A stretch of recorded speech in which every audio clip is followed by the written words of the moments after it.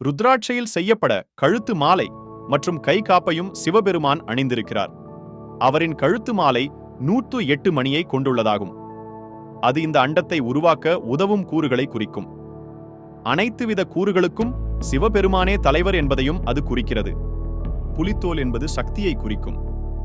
சக்தி என்பது சிவனின் பாதி என்பதால் ஆண்டத்தில் உள்ள அனைத்து வலிமைகளையும் அவர் வெற்றி கொண்டதை புலித்தோல் குறிக்கும். சந்திரசேகரா அல்லது தலையில் நிலவை வைத்திருப்பவர் என்றும் சிவபெருமான் அழைக்கப்படுகிறார். அவர் தலையில் இருக்கும் பிறை 5ஆம் நாள் நிலையை குறிக்கும். உருவாகும் செயல்முறையின் கால சுழற்சியை ஆரம்பம் முதல் இறுதி வரை அது குறிக்கும்.